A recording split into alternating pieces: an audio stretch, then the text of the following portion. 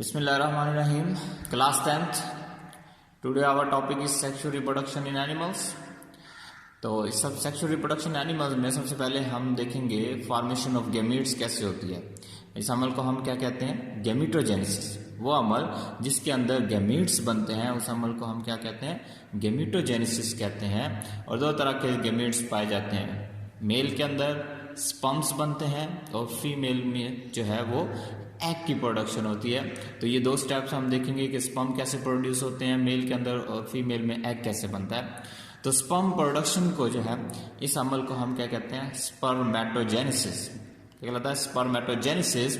और स्पर्मेटोजेनेसिस जो है वो टेस्टिस के अंदर होता है। सेमनीफेरस ट्यूब्यूल के अंदर बहुत से स्पर्मेटोगोनियम या स्पर्मेटोगोनिया बनते हैं और ये क्या होते हैं? डिप्लॉयड इन नंबर होते हैं। मतलब इनमें नंबर क्रोमोसोम क्या होता है? डिप्लॉयड, मतलब क्रोमोसोम की तादाद कंप्लीट होती है।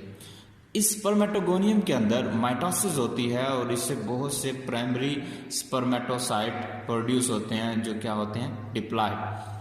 अब माइटोसिस के जरिए क्योंकि नंबर ऑफ क्रोमोसोम क्या रहता है? सेम। तो प्राइमरी स्पर्मेटोसाइट के बाद जो नेक्स्ट प्रोसेस होता है उसमें मियोसिस।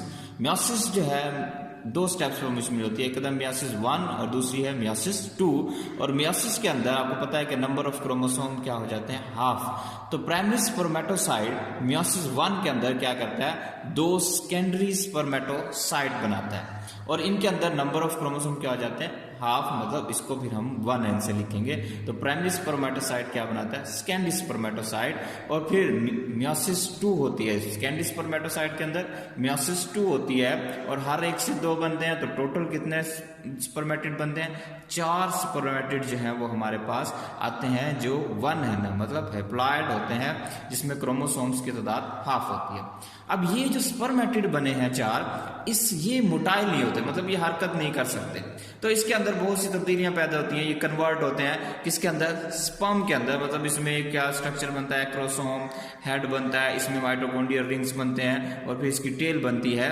तो ये जो इस तरह का स्ट्रक्चर है इसको फिर हम क्या कहते हैं? स्पर्म कहते हैं। और ये स्पर्म क्या है? 1n होते हैं और ये मोटाइल होते हैं। ये मूव करते हैं टूवर्ड्स द ओवोगोनियम। तो इस अमल को हम कंप्लीट को क्या कहते हैं? स्पर्मेटोजेनेसिस। दूसरा जो अमल है वो कहलाता है ओवोजेनेसिस। ओवोजेनेसिस के अंदर क्या?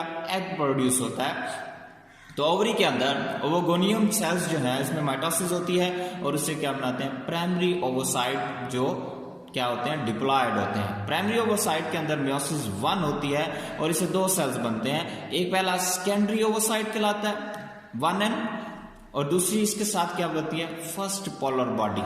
ठीक है।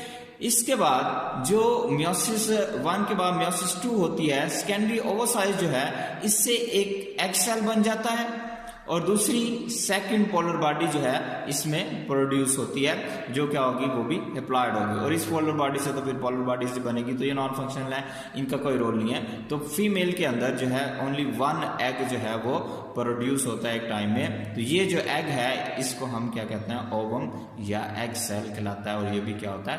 हैप्लॉयड। अब हैप्लॉयड किसकी वजह से हुआ? मियोसिस की वजह से। तो इसी वजह से जब फ्यूजन होगी, स्पर्म और एग फ्यूज होंगे तो 1n और 1n जो है फ्यूज होकर फिर क्या बना देंगे? नेक्स्ट जनरेशन के अंदर डिप्लॉयड बना देंगे। ठीक है। तो ये प्रोसेस जो है ओवोजेनेसिस का है जिसके अंदर एग प्रोड्यूस हुआ और ये प्रोसेस स्पर्मेटोजेनेसिस है जिसमें क्या प्रोड्यूस होते हैं?